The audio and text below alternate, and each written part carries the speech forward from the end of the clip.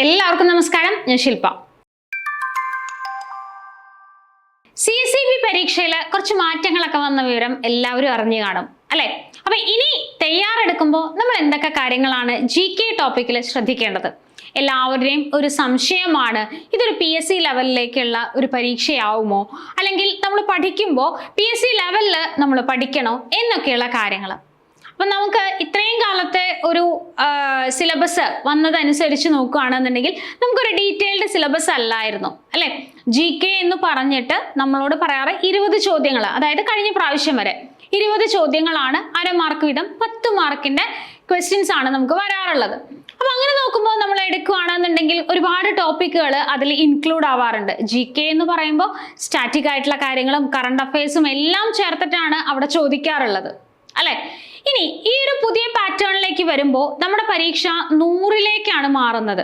അതായത് 100 ചോദ്യങ്ങളല്ല, 160 ചോദ്യങ്ങൾ ഉണ്ടായിരുന്ന ഒരു പരീക്ഷയിൽ നിന്ന് 100 ചോദ്യങ്ങളിലേക്ക് മാറുകയാണ്. മാർക്കിലാണെന്നുണ്ടെങ്കിൽ ഒരു ചോദ്യത്തിന് 1 മാർക്ക് എന്ന രീതിയിലാണ്.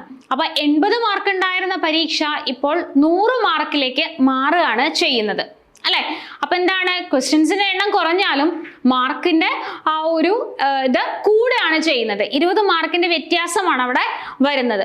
അപ്പൊ നല്ല രീതിയിലുള്ള പ്രിപ്പറേഷൻസ് വേണം. കാരണം GK എന്ന് പറയുന്ന ടോപ്പിക്ക് നമുക്ക് വലിയ വാസ്റ്റ് ആയിട്ട് കിടക്കുന്ന ഒരു ടോപ്പിക്കാണ്. എവിടെ പഠിക്കണം, എങ്ങനെയുള്ള കാര്യങ്ങളാണ് പഠിക്കേണ്ടത്, ഇതൊക്കെ നമുക്ക് സംശയം ഉണ്ടാവും. അപ്പൊ CSEB പരീക്ഷയ്ക്ക് GK ടോപ്പിക്കിൽ പ്രധാനമായിട്ടും ചോദിക്കുന്ന കുറച്ച് ഭാഗങ്ങളുണ്ട്. നമുക്ക് നോക്കാം ഏതൊക്കെയാണ് എന്നുള്ളത്. ഏതൊക്കെ ഭാഗങ്ങളാണ്? ആദ്യം കോൺസ്റ്റിറ്റ്യൂഷൻ ചോദിക്കാറുണ്ട് അല്ലെ? കോൺസ്റ്റിറ്റ്യൂഷനിൽ നിന്ന് ചോദ്യങ്ങൾ വരാറുണ്ട്. അത് നമുക്ക് പ്രധാനമായിട്ടും കോൺസ്റ്റിറ്റ്യൂഷനിൽ നമ്മൾ എന്തൊക്കെ പഠിക്കണം? ആ ഒരു ഭരണഘടനയുടെ ആ ഒരു ഭരണഘടനാ നിർമ്മാണ സഭയെ കുറിച്ചിട്ടും അതെങ്ങനെയാണ് രൂപം കൊണ്ടത് എന്നുള്ള കാര്യങ്ങളെ കുറിച്ചിട്ടും, ആമുഖം, fundamental rights, fundamental duties, DPSP, ഇങ്ങനെയുള്ള ബേസിക് ആയിട്ടുള്ള കാര്യങ്ങൾ, പാർലമെന്റ്, ലോക്സഭ, രാജ്യസഭ, ഇങ്ങനെയുള്ള കാര്യങ്ങളൊക്കെ നമ്മൾ പഠിക്കാറുണ്ട്. കാരണം ആ ഭാഗത്തു നിന്നൊക്കെ ചോദ്യം വന്ന് നമ്മൾ കണ്ടിട്ടുണ്ട്. പിന്നത്തെ വരുന്ന ഭാഗമാണ്, അതായത് സ്റ്റാറ്റിക് ആയിട്ട് ചോദിക്കുന്ന കാര്യമാണ്, UN അതുമായിട്ട് ബന്ധപ്പെട്ടിട്ടുള്ള ഓർഗനൈസേഷൻസിന്റെയും കാര്യം ചോദിക്കാറുണ്ട് അല്ലെ? അതിന്റെ ഹെഡ് ക്വാർട്ടേഴ്സ് എവിടെയാണ്, എങ്ങനെയൊക്കെയുള്ള കാര്യങ്ങൾ ചോദിക്കാറുണ്ട്. പിന്നെ ചോദിക്കാറുള്ളത് സ്റ്റാറ്റിക് ആയിട്ട് തന്നെ ചോദിക്കുന്നതാണ്, ഏതെങ്കിലും പഠനങ്ങളെ കുറിച്ച് ചോദിക്കാറുണ്ട്, അല്ലെങ്കിൽ ഡേകള്, ഇന്റർനാഷണലി നമ്മൾ ആഘോഷിക്കുന്ന ചില ദിവസങ്ങളുണ്ട്. ഭൗമദിനം ആഘോഷിക്കാറുണ്ട്, ജലദിനം, കാലാവസ്ഥാ ദിനം, ഇങ്ങനെയൊക്കെ നമ്മൾ ആഘോഷിക്കുന്ന ആ ദിവസങ്ങളെ കുറിച്ച് ചോദ്യങ്ങൾ വരാറുണ്ട് അല്ലെ? ഡേയ്സ് വരാറുണ്ട്. പിന്നെ എന്താണ്, കേരള ഹിസ്റ്ററിയിൽ നിന്നുള്ള ചോദ്യങ്ങൾ വരാറുണ്ട്, കേരള ഹിസ്റ്ററിയിൽ നിന്ന് വരാറുണ്ട്. പിന്നെ ജോഗ്രഫി അല്ലെ? വലിയ വലിയ ജോഗ്രഫി ചോദ്യങ്ങൾ അല്ലെങ്കിലും റിവറുമായിട്ട് ബന്ധപ്പെട്ടിട്ടോ, അല്ലെങ്കിൽ ഇന്നത് ഏത് സംസ്ഥാനത്താണ്, ഇങ്ങനെയൊക്കെയുള്ള ചോദ്യങ്ങളൊക്കെ നമുക്ക് വരാറുണ്ട്. ഇത് ഞാൻ കുറച്ച് GK മാത്രം, അതായത് സോഷ്യലുമായിട്ട് ചേർന്ന് നിൽക്കുന്ന കുറച്ച് കാര്യങ്ങൾ മാത്രമേ പറഞ്ഞുള്ളൂ. ഇനി സയൻസിൽ നിന്നാണെന്നുണ്ടെങ്കിലോ നമ്മളോട് രോഗങ്ങളെ കുറിച്ച് ചോദിക്കാറുണ്ട് അല്ലെ? വൈറ്റമിൻസിനെ കുറിച്ച് ചോദിക്കാറുണ്ട്. ഇതൊക്കെ നമുക്ക് വരുന്ന ടോപ്പിക്കുകളാണ്. ഇതേ ടോപ്പിക്കുകളും നമുക്ക് എവിടെ പഠിക്കാനുണ്ട്? ഒരു PSC എക്സാമിന് ഏകദേശം ഇതേ ഒരു ക്വാളിഫിക്കേഷൻ ഉള്ള LD ക്ലർക്ക് പോലെയൊക്കെയുള്ള പരീക്ഷയ്ക്ക് ചോദിക്കുന്ന അതേ ടോപ്പിക്കുകളൊക്കെ തന്നെയാണ് ഇതും അല്ലെ?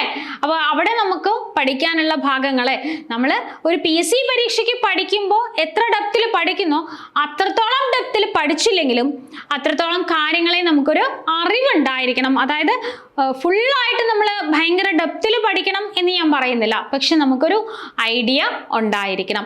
പിന്നെ ഈ ഒരു ഭാഗത്തു നിന്ന് ചോദ്യങ്ങൾ എങ്ങനെയായിരിക്കും എന്നൊക്കെ ചോദിക്കുന്നുണ്ട്. സംശയമുണ്ട് കുട്ടികൾക്ക്, അത് സ്റ്റേറ്റ്മെന്റ് ക്വസ്റ്റ്യൻസ് വരുമോ എന്നൊക്കെ ഉള്ളത്. അതെ, സ്റ്റേറ്റ്മെന്റ് ക്വസ്റ്റ്യൻസ് ഒക്കെ നമുക്ക് പ്രതീക്ഷിക്കാം.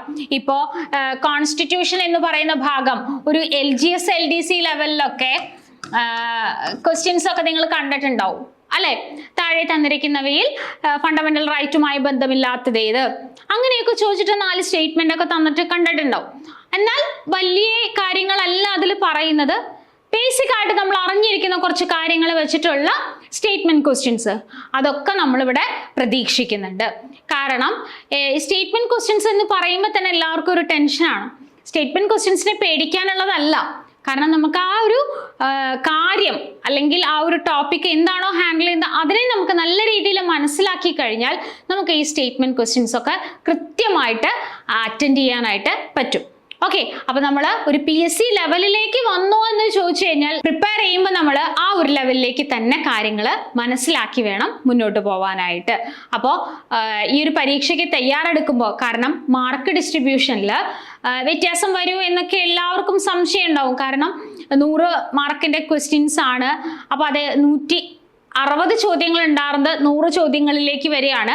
അതേപോലെ തന്നെ മാർക്കിന്റെ ആ ഒരു അളവ് കൂടുകയാണ് ചെയ്യുന്നത്, അല്ലെ? അപ്പൊ ഇതെങ്ങനെയായിരിക്കും മാർക്ക് ഡിസ്ട്രിബ്യൂഷൻ? അപ്പൊ നമ്മൾ പ്രതീക്ഷിക്കുന്നത് ഒരു PSC പരീക്ഷയ്ക്ക് എങ്ങനെയായിരിക്കും, അല്ലെ?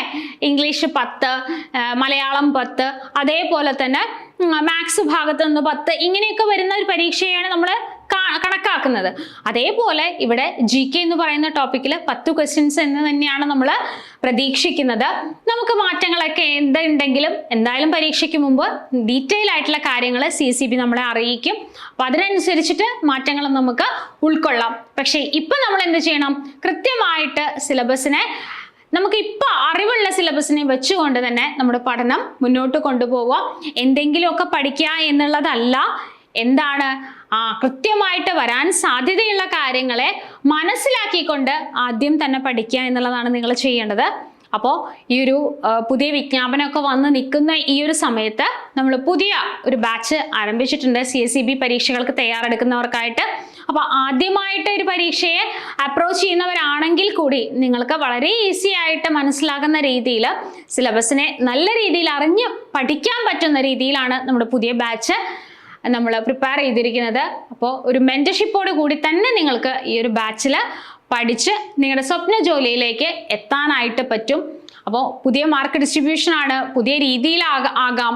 അപ്പം എന്താണ്, നല്ല രീതിയിൽ നമുക്ക് പഠിച്ചു തുടങ്ങാനായിട്ട് നിങ്ങൾക്കുള്ള എല്ലാ ഹെൽപ്പുമായിട്ടും കോമ്പറ്റേറ്റീവ് ക്രാക്കർ ഒരുങ്ങിക്കഴിഞ്ഞു.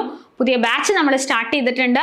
അപ്പോൾ ഈ ഒരു ബാച്ചിൽ ജോയിൻ ചെയ്യുന്നതിന് വേണ്ടിയിട്ട് താഴെ കാണുന്ന നമ്പറിൽ, അതായത് സ്ക്രോൾ ചെയ്ത് പോകുന്ന ഈ നമ്പറിൽ കോൺടാക്ട് ചെയ്യുക. നിങ്ങൾക്ക് ജോയിൻ ചെയ്യാം, കൂട്ടുകാരോട് സജസ്റ്റ് ചെയ്യാം. കാരണം പൊതുവെ എല്ലാ കോമ്പറ്റേറ്റീവ് പരീക്ഷകളുടെയും ഒരു സ്വഭാവത്തിൽ നല്ല വ്യത്യാസങ്ങൾ വരുന്നുണ്ട്, അല്ലെ? അത് നമ്മൾ PSC എടുത്താലും നമ്മൾ മനസ്സിലാക്കുന്നുണ്ട്. ഒരു ക്വാളിഫിക്കേഷനിൽ അനുസരിച്ച് തന്നെ ആ ഒരു പരീക്ഷയുടെ നിലവാരത്തിലും മാറ്റങ്ങൾ വരുന്നുണ്ട്. അപ്പൊ അതുകൊണ്ട് ഈ ഒരു പരീക്ഷയ്ക്ക് തയ്യാറെടുക്കുമ്പോഴും എന്തെങ്കിലും പഠിച്ച് പരീക്ഷയ്ക്ക് പോവാന്നുള്ളതല്ല, കൃത്യമായിട്ട് സിലബസ് അറിഞ്ഞ് അതിന്റെ ക്വാളിഫിക്കേഷനെ മനസ്സിലാക്കി തന്നെ പഠിച്ച് മുന്നോട്ട് പോവാൻ. അപ്പോൾ കോഴ്സുമായിട്ട് ഞങ്ങൾ ഒരുങ്ങിക്കഴിഞ്ഞു. നിങ്ങൾ ഞങ്ങളോടൊപ്പം തന്നെ ചേരുക. അപ്പോൾ അടുത്തൊരു ക്ലാസ്സിൽ കാണാം. ഈ ഒരു ചാനൽ ആദ്യമായിട്ടാണ് കാണുന്നത് എങ്കിൽ സബ്സ്ക്രൈബ് ചെയ്യുക, കൂട്ടുകാർക്ക് ഷെയർ ചെയ്യുക. അടുത്തൊരു വീഡിയോയിൽ കാണാം. താങ്ക്